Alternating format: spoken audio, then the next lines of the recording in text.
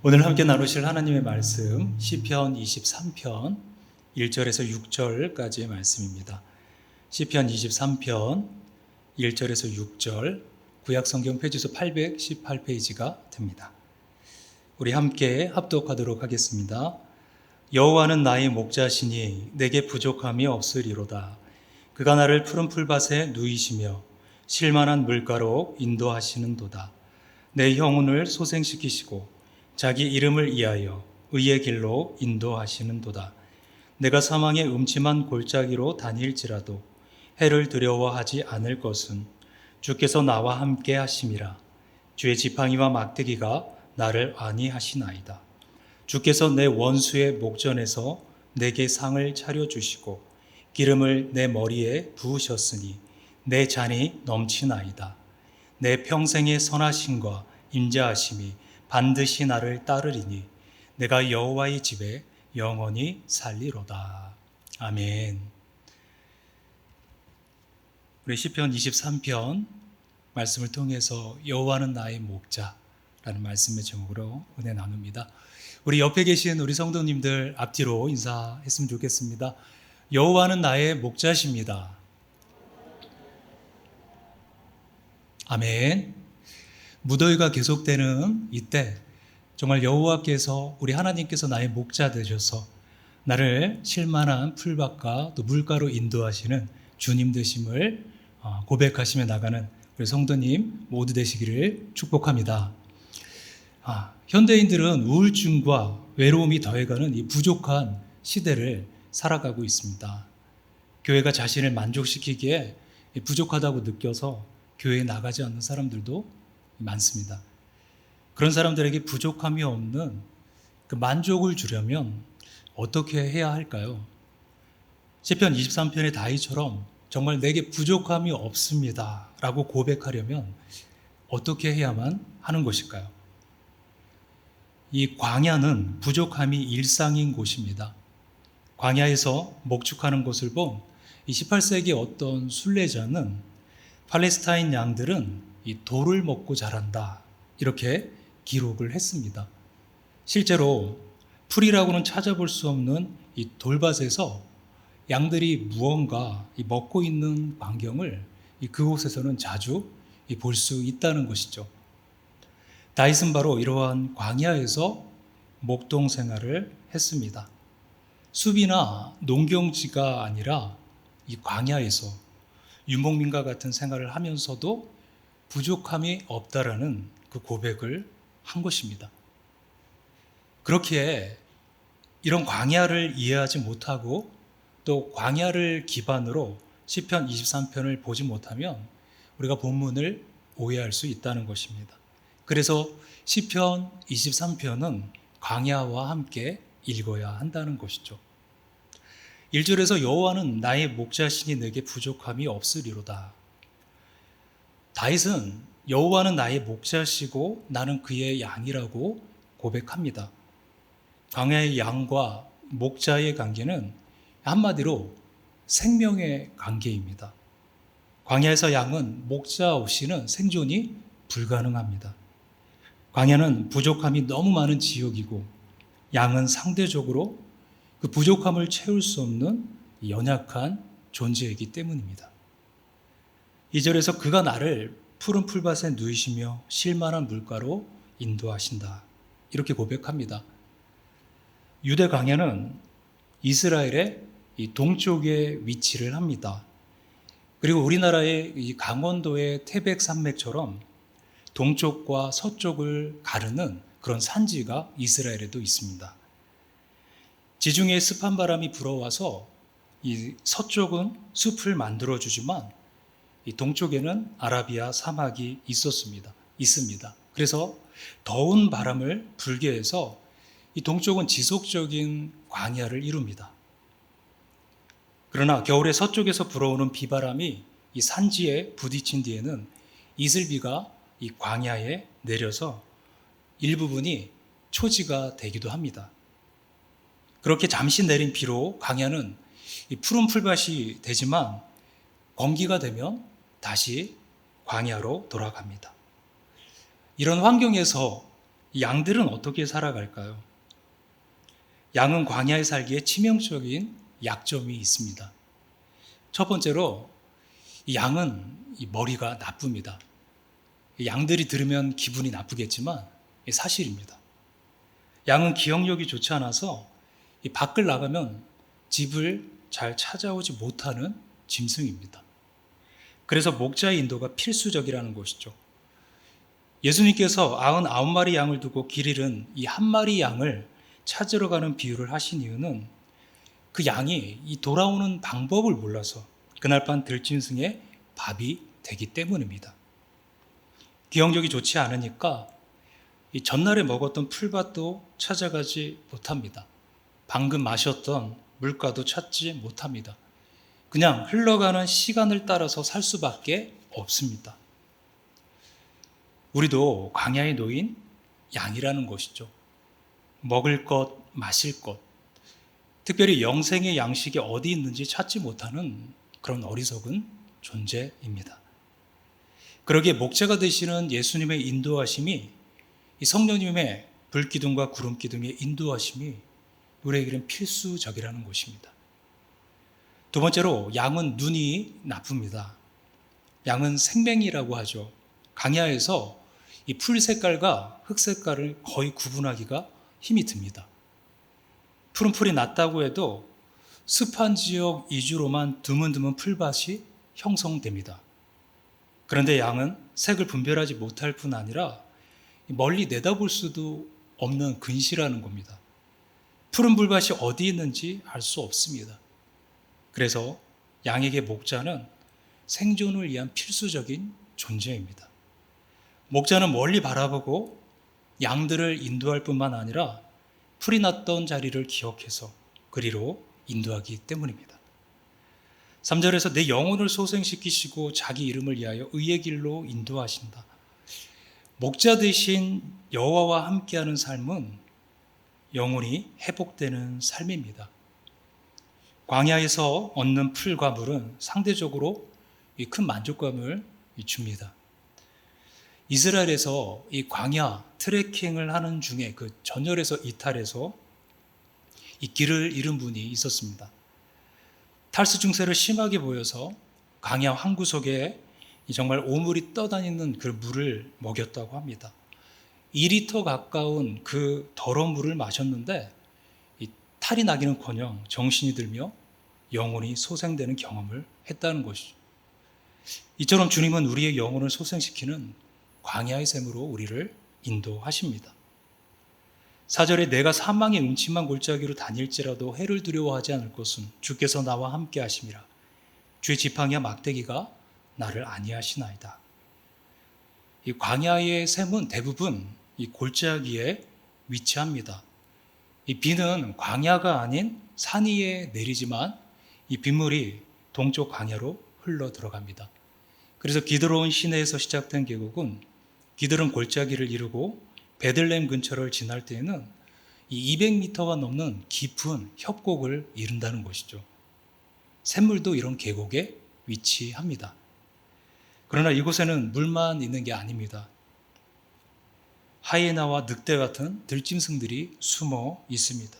숨어서 양과 같은 그런 약한 짐승들이 나타나기를 기다립니다. 그런데 이 양은 들짐승을 대항할 이 뾰족한 뿔이나 날카로운 이빨, 어떤 강력한 앞발이나 뒷발, 그런 것들이 없기에 이 육식동물에게 최상의 먹잇감이 된다는 것입니다. 그런데 이런 양이 지구상에 가장 많은 짐승 중에 하나라는 것이죠. 그렇게 될 수 있었던 것은 그들에게 항상 목자가 있고 그들 또한 목자 곁에 있었기 때문입니다. 양들 곁에 목자는 멀리 견제할 수 있는 이 긴 지팡이와 이 근접전에 사용할 수 있는 짧은 막대기 2개를 가지고 들짐승들을 공격하고 방어했습니다. 목자가 가진 지팡이와 막대기를 확대 해석하면요, 다윗의 물맷돌을 들 수 있습니다. 실제로 돌은 이 목동에게 유용한 공격 도구이자 양을 치는 도구이기도 합니다.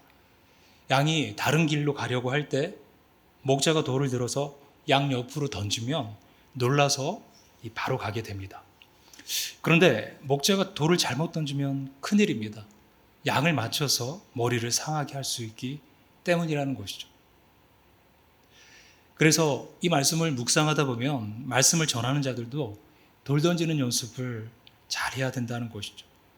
말씀을 던질 때 정면으로 던지면 성도가 상처를 입어 죽을 수도 있기에, 또 심판의 말씀은 성도 옆으로 던져야 합니다. 그 경계의 도구로 깨닫고 돌아올 수 있도록 한다면 족한 것입니다. 목자의 지팡이 역할을 하는 또 하나의 중요한 도구가 있는데 그것이 양치기 개입니다. 양이 많을 때는 이 목자의 돌로 통제가 안 되는 지역이 생긴다는 것입니다. 그러면 양치기 개가 주변을 돌면서 양들이 너무 외곽으로 나가지 못하게 막습니다. 양치기 개는 무리에서 이탈하는 양을 이업해서 무리 안으로 들이고 들짐승으로부터 양을 보호합니다. 그런데 멀리서 양치기 개를 보면 외로워 보입니다. 양과 너무 친해도 안 되고 양이 무서워해도 안 되는 애매한 위치에 있기 때문입니다. 너무 무서우면 양이 스트레스를 받아 도망치고 너무 가까우면 통제가 되지 않기 때문입니다. 이러한 모습은 이 목회자의 모습과 닮은 구석이 있다라는 생각을 하게 되기도 합니다. 5절에서 주께서 내 원수의 목전에서 내게 상을 차려주시고 기름을 내 머리에 부으셨으니 내 잔이 넘치나이다. 푸른 풀밭과 실만한 물가는 양들의 진수성찬 밥상이라고 할 수 있습니다. 아무리 푸른 풀밭이라도 방심하면 안 되는 그런 하나가 있는데, 이 광야에서 날카로운 가시를 가진 풀밭이 많다는 점입니다. 광야 그늘 역할을 해주는 이 시띠나무 그리고 로뎀나무는 모두 가시가 있습니다. 이 나무의 잎사귀를 따먹다 보면은 이 양이 얼굴과 머리 등이 찔리기 마련입니다. 그렇게 양들이 양 우리로 들어올 때 목자는 기름을 들고 문 앞에 서 있다가 양의 상처에 부어줍니다. 치료의 기름인 것이죠. 이처럼 목자는 먹을 것과 마실 것에 이어서 연약함을 치료해 줍니다. 마지막으로 6절에 내 평생의 선하심과 인자하심이 반드시 나를 따르리니 내가 여호와의 집에 영원히 살리로다. 이 원어의 표현을 보면은 이 말씀은 이런 의미가 됩니다. 여호와가 나의 목자 되실 때 그의 선함과 인자함이 내가 살아있는 모든 날 동안 나를 집요하게 추적하신다. 나를 따른다는 말이 주님께서 나를 집요하게 추적하신다. 무엇으로? 선함과 인자함으로. 내가 다른 곳에 가고 싶어도 목자의 눈이 나를 주시하시고 양치기가 나를 호위하고 주의 지팡이와 막대기, 돌들까지도 나를 보호합니다.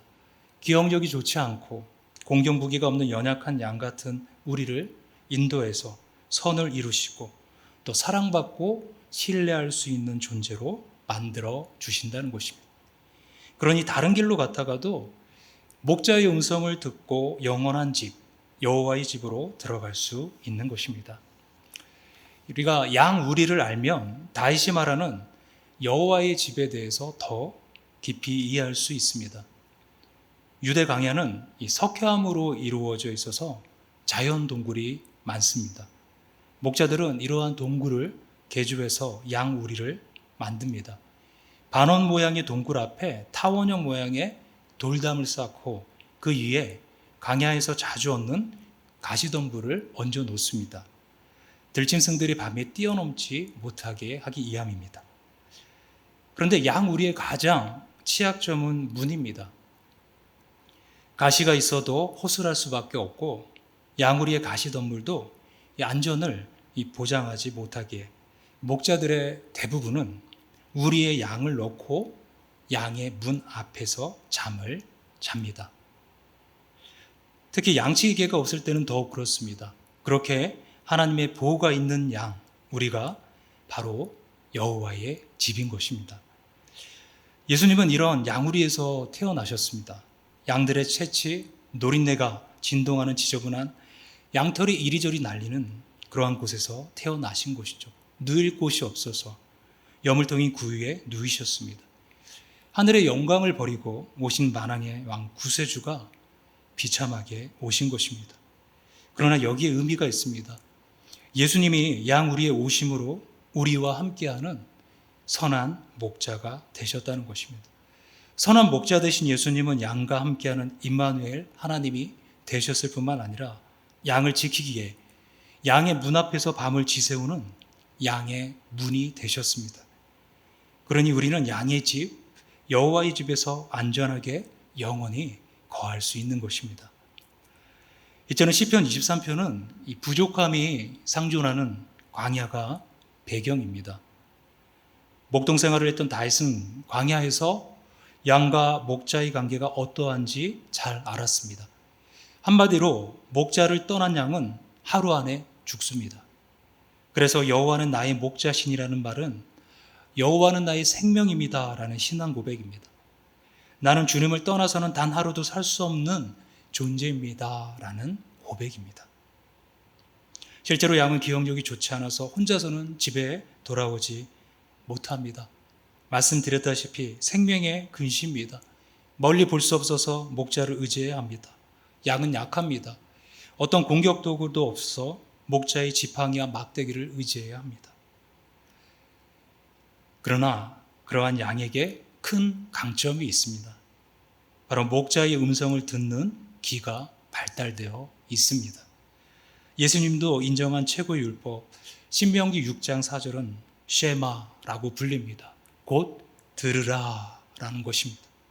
양인 우리의 강점은 청종입니다. 목자의 음성을 청종할 때 우리는 강합니다. 내가 강해서가 아니라 선한 목자 되신 주님이 자신의 목숨을 걸고 지켜주시니 강하고 부족함이 없습니다. 광야 같은 세상에 선한 목자 되신 예수 그리스도가 우리의 생명 양식이 되고 생수의 근원이 되시고 양의 문이 되어 우리를 지켜주시니 우리에게 부족함이 없는 것입니다. 광야 같은 세상에서 여호와의 집, 주님 안에 거하는 그런 풍성한 삶을 누리시는 우리 모든 성도님들 되시기를 주님의 이름으로 축원합니다. 함께 기도하겠습니다.